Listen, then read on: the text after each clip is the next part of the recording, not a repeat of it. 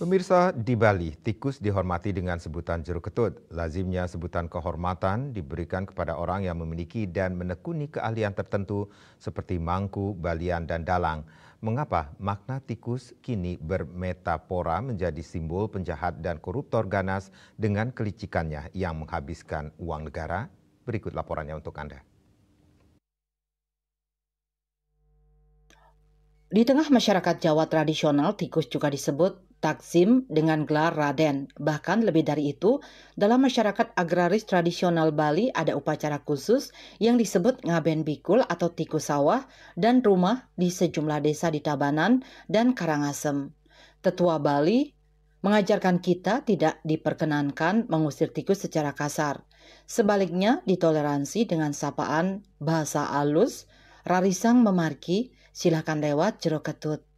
Ternyata ada dongeng Raja Duliawana yang melatari sebutan kehormatan jeruk ketut. Hal ini dipaparkan pengamat seni pertunjukan yang juga dosen isi Bali IKD Suartaya. Alkisah di Pulau Bali ada sebuah kerajaan Soma Kencana yang dipimpin oleh Raja Suliawana. Suatu hari datang burung Garuda yang merusak pertanian rakyatnya. Tak ada yang berani mengatasi keganasan burung besar itu. Tikus yang menghuni persawahan mencari akal untuk membujuk sekaligus menaklukkan Garuda. Dikatakannya bahwa ia sanggup mencomoti kutu-kutu yang banyak berada pada bulu Garuda. Ketika Garuda mau agar kutu-kutu itu enyah, tikus memanggil teman-temannya. Saat Garuda lelap ketiduran, para tikus menghabisi seluruh bulu Garuda. Betapa kagetnya ketika Garuda terbangun, sekujur tubuhnya gundul. Ia tak bisa terbang, hanya meloncat-loncat lunglai sedih di tepi sawah.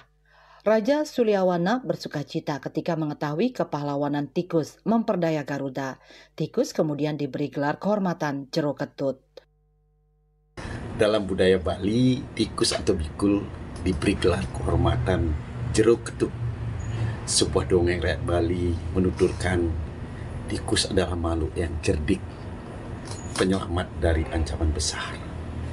Akan tetapi, ketika tikus dipandang sebagai hama, ia menguap menjadi metafora menarik dalam pembacaan budaya dan sosial politik.